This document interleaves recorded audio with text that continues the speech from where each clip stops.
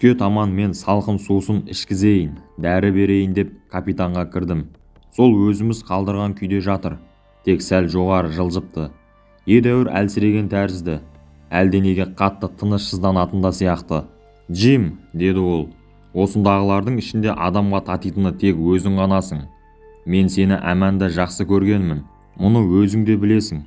Ай сайын 4 пенстен күміс беріп тұрдым ғой. Енді достым, мінекей аурумын. Әрі жұртта қалғандай жалғызбын.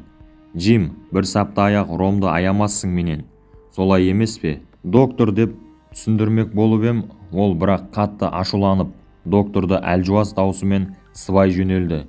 «Доктор атаулы құрлықтан басқа ештеме көрмеген, көртышқан емес пе? Ал сіздердің ана докторларыңызды алайық. Ол теңізшілер жайында не білуші еді? Мен өмірімде талай ел, талай жер көрдім. Жұрт сары жектен қырылып жататын, ауасы қайнаған, қара майданда ыстық жер сілкінгенде, құрлығының өзі теңіздің толқынынан бетер шайқалатын ғажайып жерлер де бар. Мен сол жерлерде де болдым. Ал сіздердің әлгі докторларыңыз ондай жерлер туралы не біледі? Менің жанымды алып қалған тек осы ром, ром. Мен үшін ет те, су да, әйел де, досым да осы ром болды. Ал қазір ром ішпейінше дауыл лықсытып жағаға шығып қалған кемедей бейшара болам да қалам. Сонда менің обалым саған болады, Джим. Сосын әлгі көртышқан докторға болады». Осыны айтып тағы да боқтық сөздерді төкті ай келіп. «Міне, көрдің бе, Джим, саусақтарым дір-дір етеді», деді ол жыларман дауыспен. «Дірілін басуға менің дәрменім бар ма? Бүгін аузыма бір тамшы ылғал тамған жоқ. Ал ол доктор дегенің ақымақ.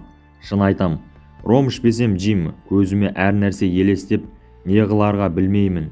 Бүгін әр нәрсе елестеді де, арт жағымнан, ана бұрыштан маған кәрі Флинт көрінді. Тірі адамдай ап-анық көрінді. Ал енді көзіме қайдағы жайдағылар елестей бастаса болды. Онда мен тура хайуанға айналам. Өзім де бір қатал тіршілік кешкен сорлымын ғой. Бір стақан ішкеннен өле қоймаспын. Докторларыңыздың өзі де солай деді ғой. Джим, бір стақан саптаяқ ромың үшін алтын берейін». Ол жалынып жалпаюын үдете түсті.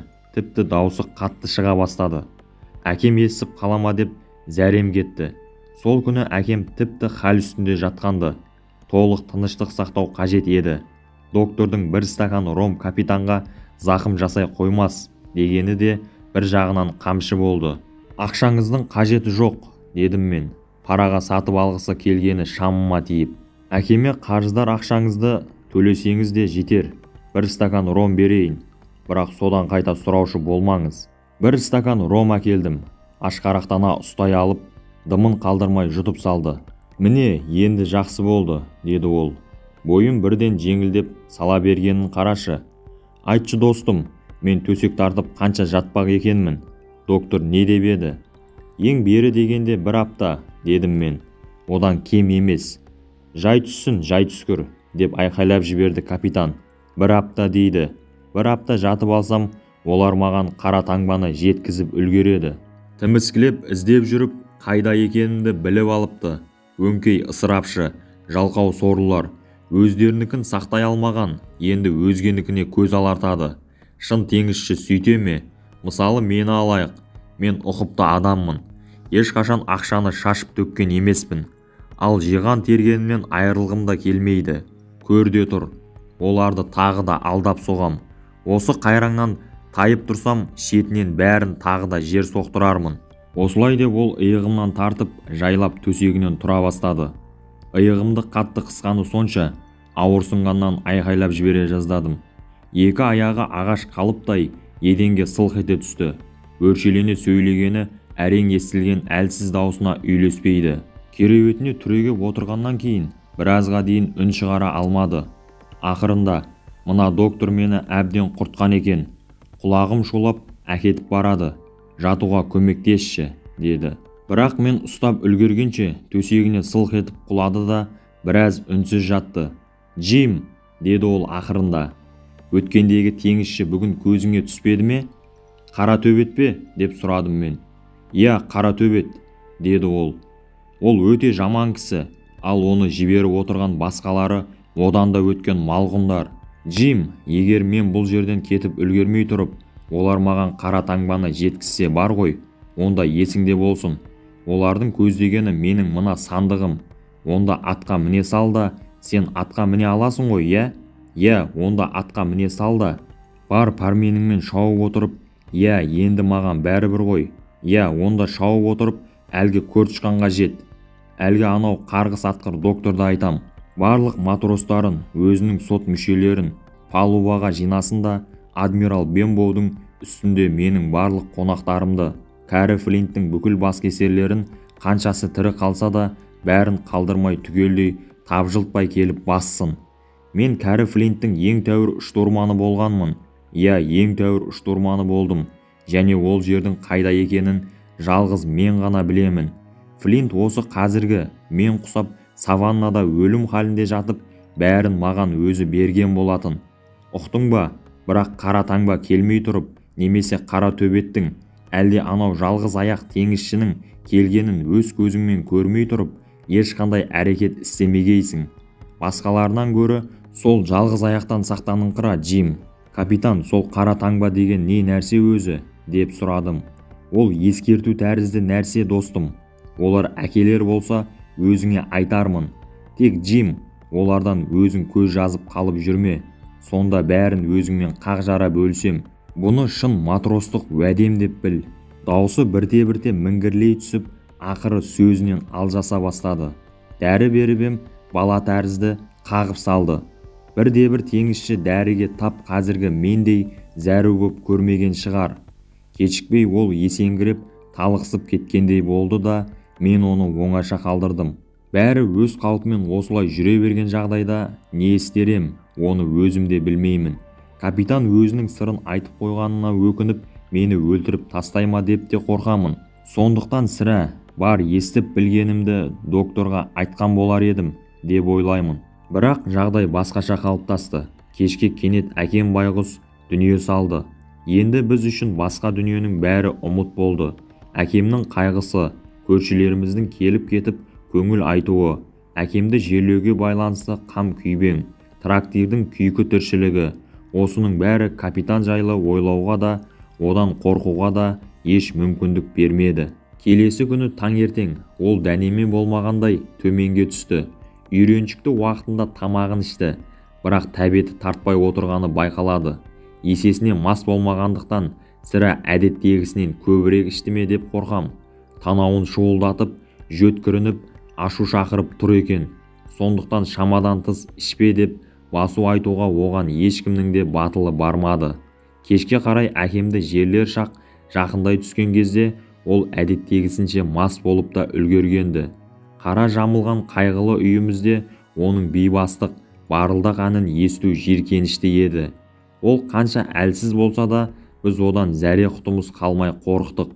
Көмейіне құм құйып, оның аузын аштырмайтын жалғыз-ақ доктор еді. Ол бүгін жоқ. Оны бірнеше миль жердегі бір ауру адамға шақырып әкеткен екен. Әкем қайтыс болғалы, ол біздің үйіміздің босағасында аттаған емес. Капитан әлсіз жатты деп айттым ғой. Айығып тәуір бола алмағаны былай тұрсын, тіпті бұрынғысынан да меңдей түскендей. Басқышпен әрең көтеріледі. Залдан діңгекке қарай жүрсе, теңселіп бұлғақтап әзер жетеді. Кейде теңіздің ашқылтым ауасын жұтпақ боп, есіктен тысқа басын шығарса, құлап кете жаздап қабырғаға жармасады. Тырмысып биікке өрмелеген адамдай ентігіп демін екі иінінен алады. Менімен өткендегіден қайтып сөйлескен жоқ. Сірә сол жолы іш тартып, сыр айтқанын ұмытып та қалған-ау деймін.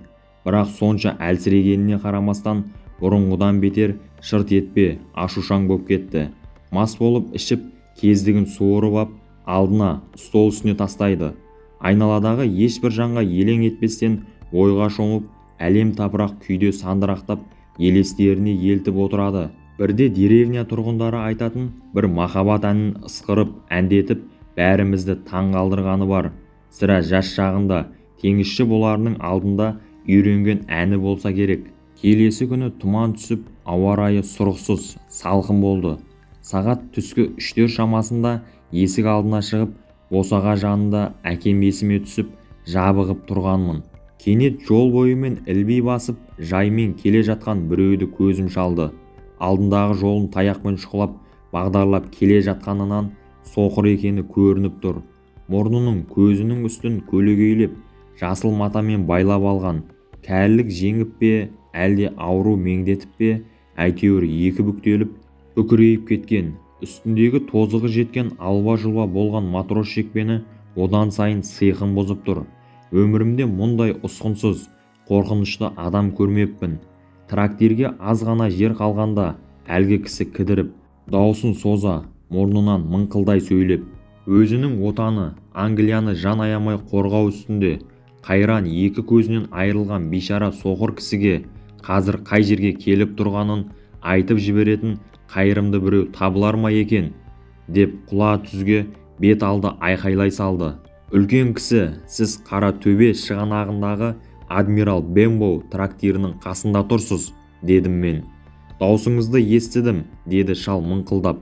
Жас адамның даусы.